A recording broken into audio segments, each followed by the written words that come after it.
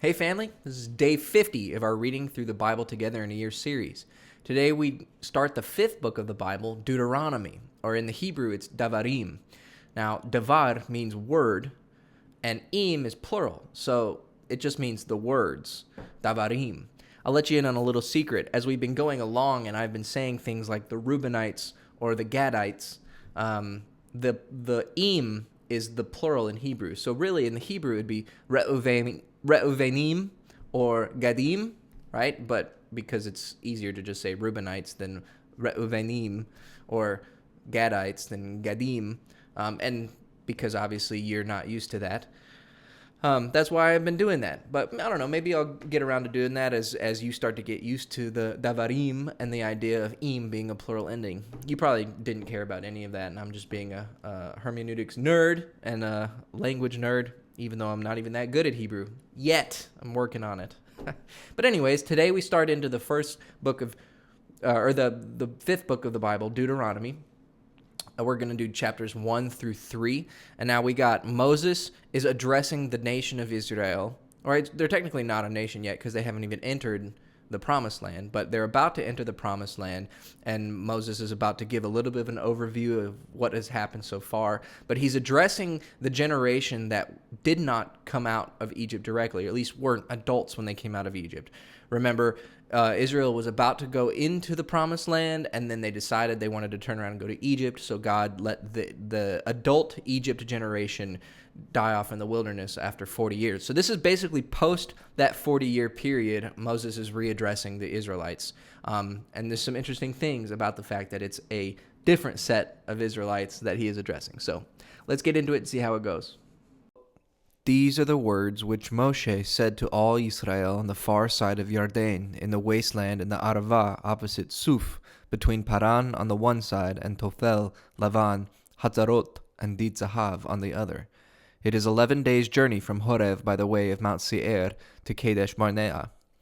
Now in the 40th year, on the first day of the 11th month, Moshe gave to the children of Israel all the orders which Yahweh had given him for them, after he had overcome Sihon, king of the Amorites, ruling in Heshbon, and Og, king of Bashan, ruling in Ashtaroth at Edrei.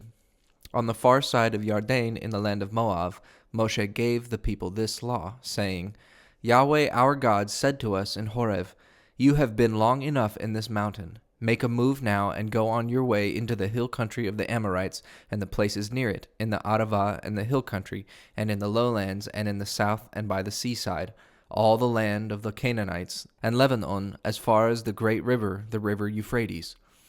See, all the land is before you. Go in and take for yourselves the land which Yahweh gave by an oath to your fathers, Abraham, Yitzhak, and Yaakov, and to their seed after them. At that time I said to you, I am not able to undertake the care of you by myself. Yahweh your God has given you increase, and now you are like the stars of heaven in number. May Yahweh, the God of your fathers, make you 1,000 times greater in number than you are, and give you his blessing as he has said. How is it possible for me by myself to be responsible for you, and undertake the weight of all your troubles and your arguments? Take for yourselves men who are wise, far-seeing, and respected among you from your tribes, and I will make them rulers over you. And you made answer and said to me, It is good for us to do as you say. So I took the heads of your tribes, wise men and respected, and made them rulers over you, captains of thousands, and captains of hundreds, and captains of 50s, and captains of 10s, and overseers of your tribes. And at that time I gave orders to your judges, saying, Let all questions between your brothers come before you for hearing, and give decisions uprightly between a man and his brother, or one from another nation who is with him. In judging, do not let a man's position have any weight with you. Give hearing equally to small and great. Have no fear of any man, for it is God who is judge. And any cause in which you are not able to give a decision, you are to put before me, and I will give it a hearing. And at that time I gave you all the orders which you were to do. Then we went on from Horeb, through all that great and cruel waste which you saw, on our way to the hill country of the Amorites, as Yahweh gave us orders. And we came to Kadesh Barnea, and I said to you, You have come to the hill country of the Amorites, which Yahweh our God is giving us. See now, Yahweh your God has put the land into your hands. Go up and take it, as Yahweh the God of your fathers has said to you. Have no fear and do not be troubled. And you came near to me, every one of you, and said, Let us send men before us to go through the land with care, and give us an account of the way we are to go, and the towns to which we will come. And what you said seemed good to me, and I took 12 men from among you, one from every tribe. And they went up into the hill country, and came to the valley of Eshcol, and saw what was there. And taking in their hands some of the fruit of the land, they came down again to us, and gave us their account, saying, It is a good land, which Yahweh our God is giving us. But going against the order of Yahweh your God, you would not go up. And you made an angry outcry in your tents, and said, In his hate for us, Yahweh has taken us out of the land of Egypt, to give us up into the hands of the Amorites for our destruction. Where are we going up? Our brothers have made our hearts feeble with fear by saying, The people are greater and taller than we are, and the towns are great and walled up to heaven. And more than this, we have seen the sons of the Anakim there. Then I said to you, Have no fear of them. Yahweh your God, who goes before you, will be fighting for you, and will do such wonders as he did for you in Egypt before your eyes. And in the wasteland where you have seen how Yahweh was supporting you, as a man does his son, in all your journeying until you came to this place. But for all this you had no faith in Yahweh your God, who goes before you on your way, looking for a place where you may put up your tents, in fire by night, lighting up the way you are to go, and in a cloud by day. And Yahweh, hearing your words, was angry, and said with an oath, Truly not one of this evil generation will see that good land which I said I would give to your fathers, but only Caleb, the son of Jephunneh, he will see it. And to him and to his children I will give the land over which his feet have gone, because he has been true to Yahweh with all his heart. And in addition, Yahweh was angry with me because of you, saying, You yourself will not go into it. Yehoshua, the son of Nun, your servant, he will go into the land. Say to him that he is to be strong, for he will be Israel's guide into their heritage. And your little ones, who you said would come into strange hands, your children, who now have no knowledge of good or evil, they will go into that land, and to them I will give it, and it will be theirs. But as for you, go back, journeying into the wasteland by the way of the Red Sea. Then you said to me, We have done evil against Yahweh. We will go up to the attack, as Yahweh our God has given us orders. And arming yourselves every one, you made ready to go up without care into the hill country. And Yahweh said to me, Say to them, Do not go up to the attack, for I am not among you, and you will be overcome by those who are against you. This I said to you, but you gave no attention and went against the orders of Yahweh, and in your pride went up into the hill country, and the Amorites who were in the hill country came out against you and put you to flight, rushing after you like bees, and overcame you in Seir, driving you even as far as Hormah. And you came back weeping before Yahweh, but Yahweh gave no attention to your cries and did not give ear to you. So you were kept waiting in Kadesh for a long time. Then we went back, journeying into the wasteland by the way to the Red Sea, as Yahweh had said to me, and we were a long time going around Mount Seir. And Yahweh said to me, You have been journeying round this mountain long enough. Now go to the north, and give the people orders, saying, You are about to go through the land of your brothers, the children of Esav, who are living in Seir, and they will have fear of you. So take care what you do. Make no attack on them, for I will not give you any of their land, not even space enough for a man's foot, because I have given Mount Seir to Esav for his heritage.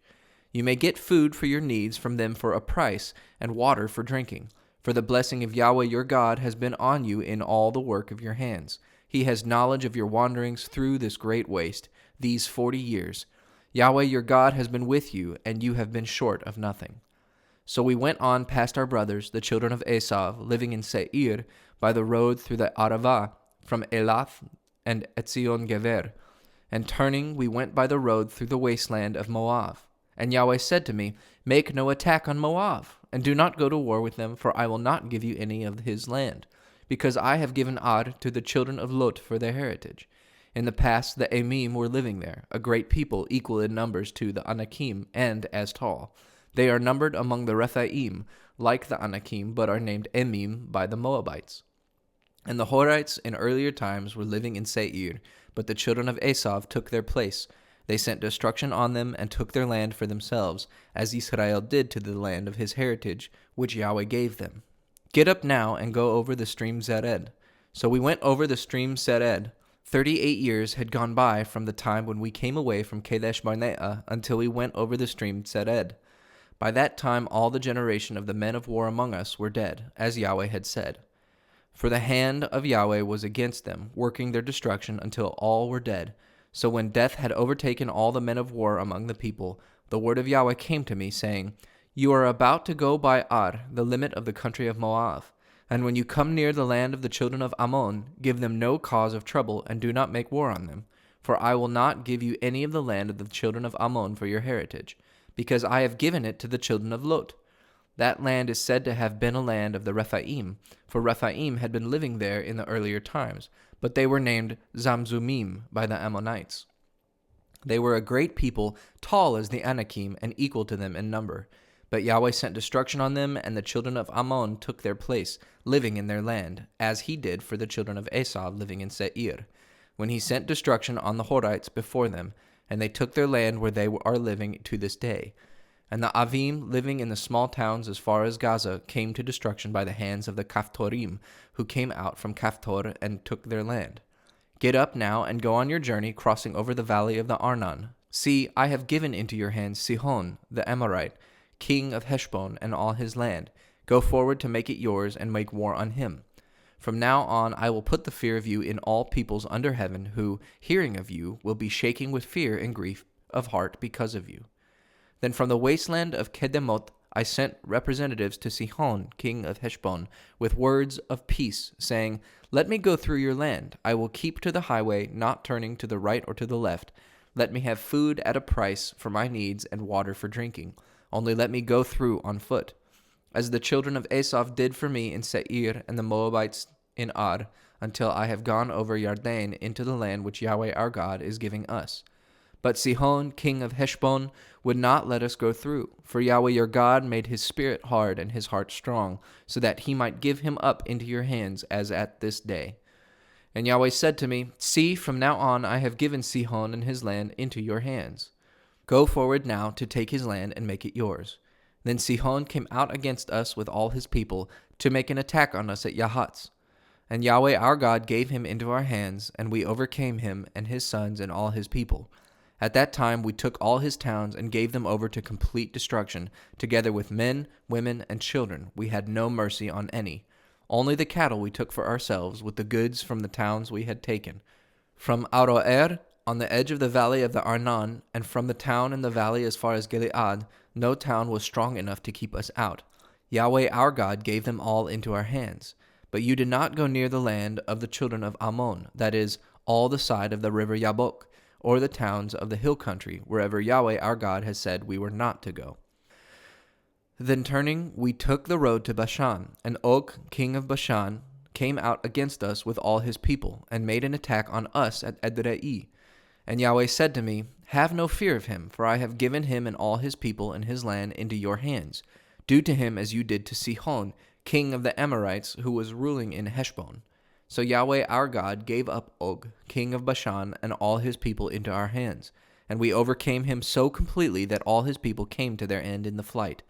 At that time we took all his towns. There was not one town of the 60 towns, all the country of Argob, the kingdom of Og and Bashan, which we did not take. All these towns had high walls around them with doors and locks, and in addition we took a great number of unwalled towns. And we put them to the curse, every town together with men, women, and children. But we took for ourselves all the cattle and the stored wealth of the towns. At that time we took their land from the 2 kings of the Amorites on the far side of Yarden, from the valley of Arnon to Mount Hermon. By the Sidonians, Hermon is named Sirion, and by the Amorites, Senir. All the towns of the tableland and all Gilead and Bashan, as far as Salachah and Edrei, towns of the kingdom of Og and Bashan. For Og, king of Bashan, was the last of all the Rephaim. His bed was made of iron. Is it not in Rabbah, in the land of the children of Ammon? It was 9 cubits long and 4 cubits wide, measured by the common cubit. And this land which we took at that time, from Aroer, by the valley of the Arnon, and half the hill country of Gilead with its towns, I gave to the Reubenites and the Gadites. The rest of Gilead and all Bashan, the kingdom of Og, all the land of Argob, together with Bashan, I gave to the half-tribe of Manasseh. This land is named the land of the Rephaim. Yair, the son of Manasseh, took all the land of Argob as far as the country of the Geshurites and the Maacathites, naming it Bashan Havot Yair after himself, as it is to this day.